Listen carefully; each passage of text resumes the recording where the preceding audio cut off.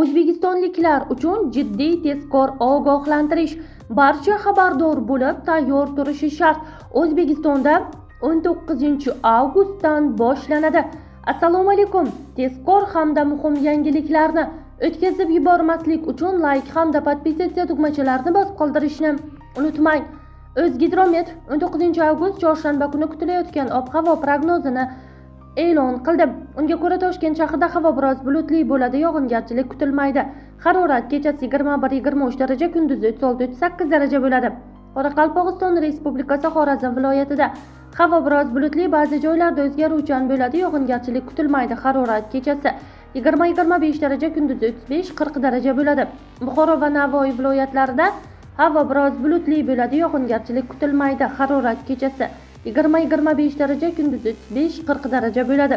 Toshkent, Sirdaryo, Jizzax, Samarqand viloyatlarida havo biroz bulutli bo'ladi, yog'ingarchilik kutilmaydi. Harorat kechasi 18-23 daraja, kunduzi 34-39 daraja bo'ladi. Qashqadaryo va Surxondaryo viloyatlarida havo biroz bulutli bo'ladi, yog'ingarchilik kutilmaydi. Harorat kechasi 21-26 daraja, kunduzi 38-43 daraja bo'ladi. Andijon, Namangan va Farg'ona viloyatlarida havo biroz bulutli bo'ladi, yog'ingarchilik kutilmaydi. Harorat kechasi 18-23 daraja, kunduzi 33-38 daraja bo'ladi. Respublikaning tog'oldi va tog'li hududlarida havo biroz bulutli, ba'zi joylarda o'zgaruvchan bo'ladi, yog'ingarchilik kutilmaydi. Harorat kechasi 15-20 daraja, kunduzi 26-31 daraja bo'ladi. Avgust oyi oxiriga kelib O'zbekiston hududiga nisbatan salqin havo kirib kelishi mumkin.